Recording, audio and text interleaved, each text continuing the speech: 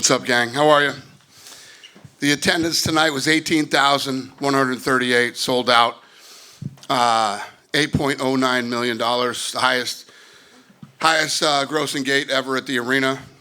The fight of the night was Vettori and Allen. Performance of the night, Islam, Gautier, and is that Carly? Yeah. Okay. They all won 50,000. Congrats to them. And it was a tough one between Vettori and Kevin Holland's fight. Yeah. Yeah. Huh? And the main event as well. Huh? Yeah. A good point. Very good point. We'll start with the main event. Another BMF title fight that lived up to the hype, right? The two guys going there and leaving it all in the octagon. Give us your thoughts on the fight and how it played out. Yeah, I mean, it was an incredible fight. I thought going into the last round, the fight was closer than the judges had it, but yeah, I mean, it lived up to what it was supposed to be. The card did. The card was great. Fantastic. When you see Max do his point at the ground in the last 10 seconds, is there any part of you that thinks, just as a fight fan, like, you're going to have to stop doing this event? No, I go, oh, hell yeah. You know, and me and my crew were talking about it earlier tonight before we came to the fights. Like, everybody acts like they want to do that shit. They don't want to do it. Max is like the only guy that actually wants to do that. And it's one of the million reasons why people love him. What did you think when Dustin went for his guillotine at the end of round 2? Similar sort of reaction? Yeah, I mean, there were so many of those moments in that fight where either guy could have won. Do you look at Dustin's performance tonight? Because obviously, look, he's competing with one of the best in the world, and think to yourself, yeah, maybe he started to slow down towards the end and it's right to walk away? Or do you think, he could probably still fight against these guys and win? Well, I've been saying that all week. I mean, they're both ranked number 4 and 5 and probably the nastiest division in the sport. But, you know me, when you think you should retire, you probably should. As far as for Max, right, he's an interesting situation because the champion of his division is the guy he lost to in the other division. So does he have to work a little bit harder to get that rematch back, or do you think a performance like this shoes him right up there? I think he's in a great position right now. He just defends that BMF title. He's ranked number 4 in the world there, and anything is possible for Max right now. Yeah, I don't want to put you on the spot. Do you think Ilya has done enough to fight Max for the BMF title and the lightweight title at the same time? Yes, I do. Yeah, fair enough. What were your thoughts on Kevin Holland and D-Rod fight? Kind of crazy, kind of a bit sloppy, but very entertaining. Give us your thoughts on that fight. Yeah, I thought it was incredible. I don't know if I ever saw sloppy, but those were two guys that were absolutely they were in a war.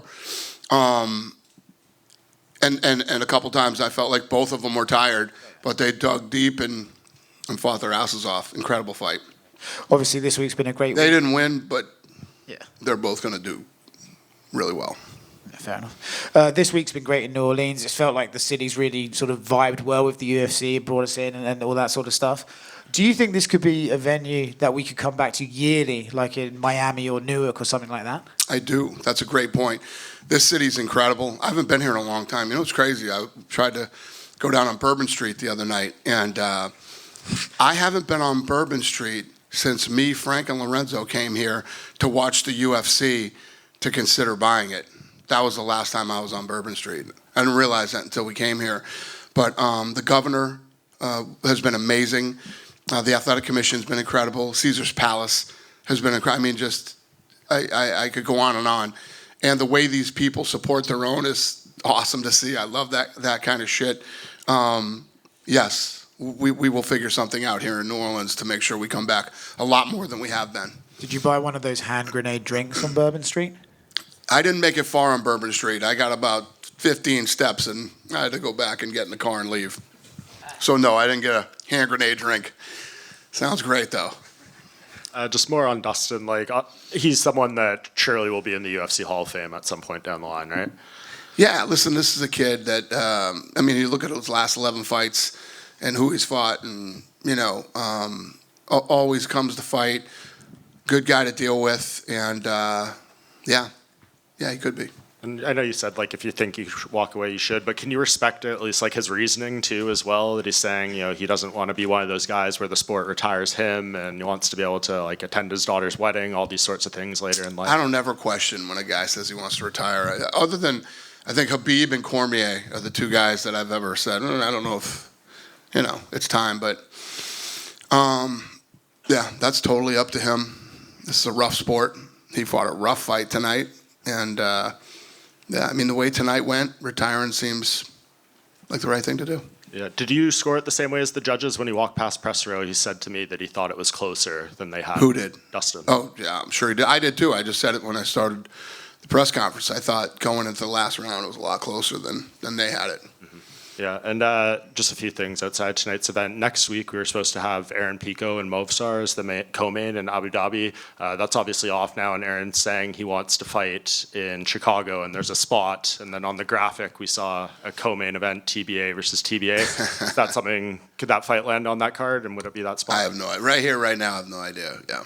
Yeah. As far as like also future title fights, Kayla Harrison was saying yesterday at our Q&A that she would love for you guys to give Amanda Nunes an exemption from the full 6 months of testing so she can fight her sooner. Is that something you would consider? I don't know. Definitely look into it. Cool. I don't hate it. Yeah. And obviously the next pay-per-view is Dricus and Hamzat. Just how big is that fight in your mind for the middleweight division? We've been waiting forever to see Hamzat finally compete for a championship. Yeah, it's big, and it's big to be back in Chicago, sold out. Yeah, it's going to be a fun one. I got a feeling that's going to be very much like tonight. How about, I can't remember, second round or something. The crowd was so loud that the ref couldn't hear the bell. And, you know what I mean? Went like another 5 seconds longer than it should have. But, yeah, I expect Chicago to be that way, too. And I know you've got a lot of questions about the White House card potentially. Conor McGregor has said he's back in the pool with hopes of potentially fighting on that like a year from now. And then Nate Diaz said he would love to be the opponent. I know you've said that trilogy is something you could do anytime and it would make sense. Are you interested in doing business with Nate Diaz? I love Nate. That fight's a year away. So I'm not even thinking about anything right now. The landscape will change so much by next 4th of July.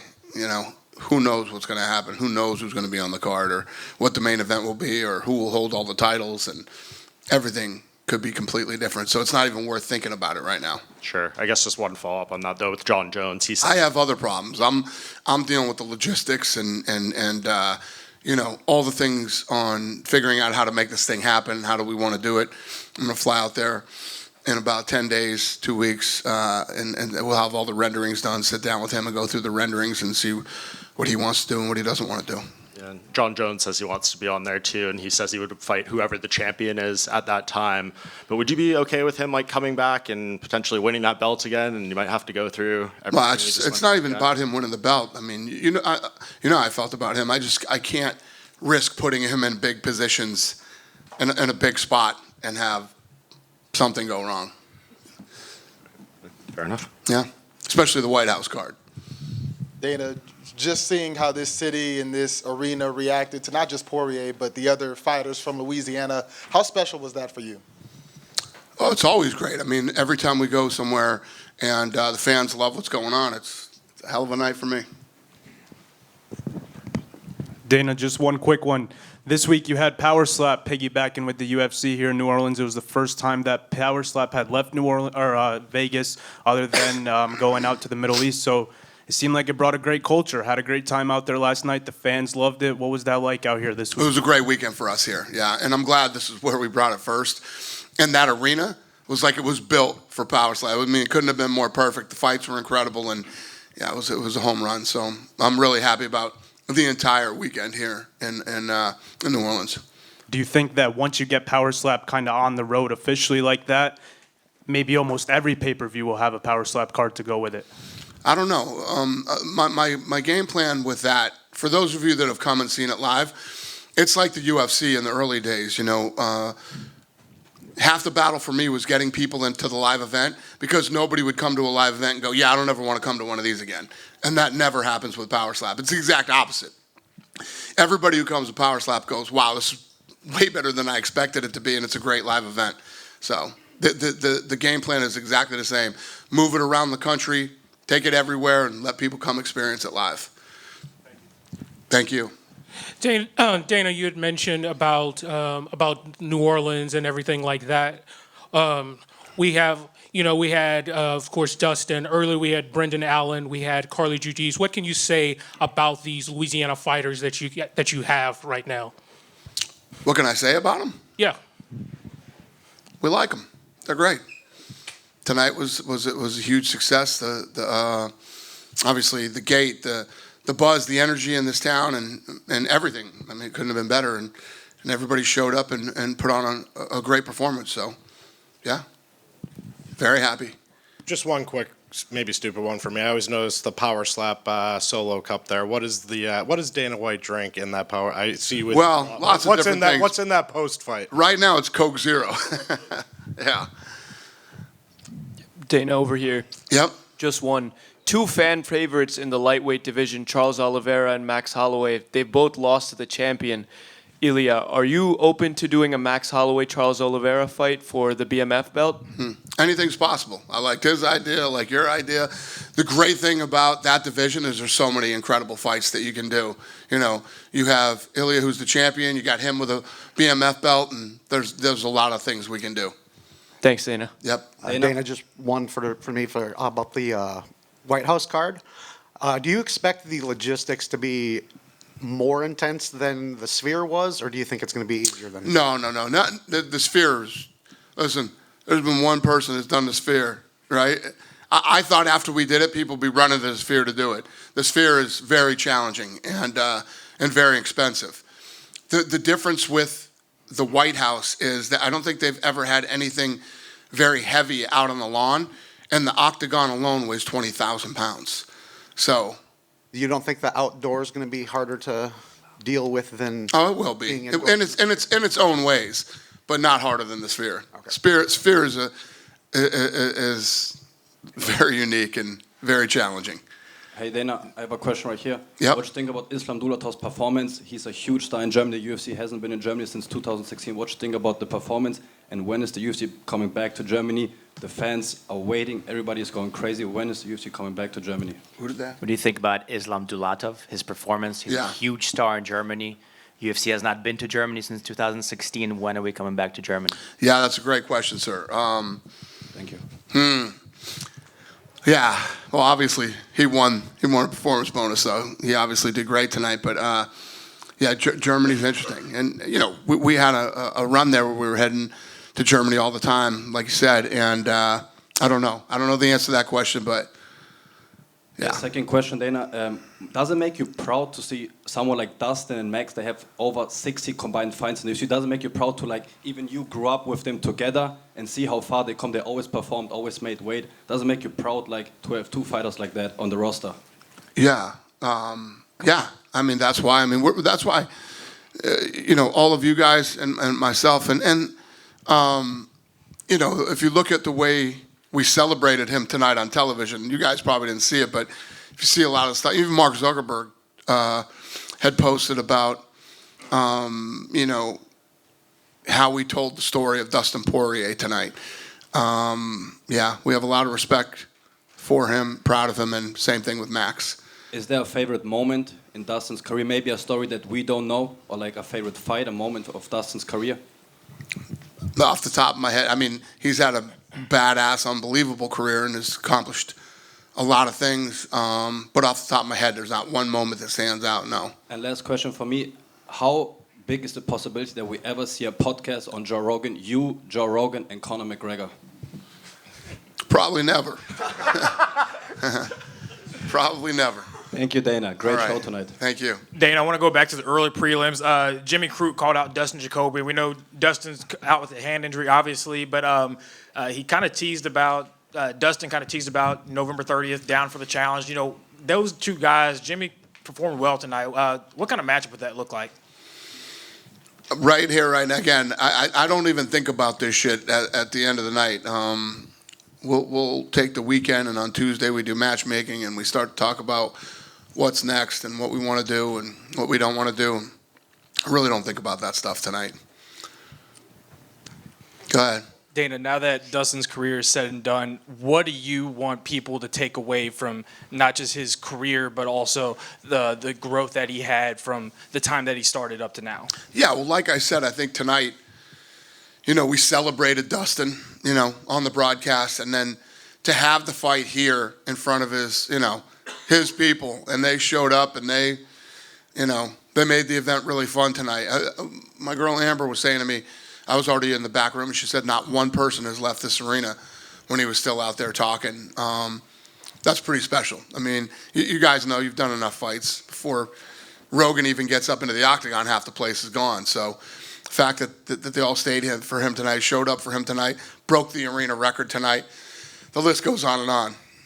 A big night for him. Thank you, Dana. Dana, over here. One question, Dana. Yep. Over here, back here. Yep. Do you think it played a factor that Dustin announced the retirement? Because it kind of seemed like just the emotions, everything that he went through kind of played a factor early on in that fight. Do you think that played a factor early on in the fight for him? Do I think that because he announced just the emotions he went through during the week, people sending him cards and all the things, the reception he got, do you think that kind of played a factor, just kind of making him emotional in early on in that fight? You'll have to ask him when he gets in here. I don't know, but yeah, I would imagine it was hard for him not to be emotional. I mean, even when he was saying earlier, what if he had won? Would he come back? I think that when you do what these guys do, and you come here and this is your last fight ever, and you walk out of that tunnel and you get the reception that you get at the end of a round that you did well, the place is so loud, the ref can't even hear the bell, and shit like that, it's got to be so hard to walk away from this and the feeling that you get from it. So I'm sure it was very emotional. It's probably going to be emotional for him for the next week.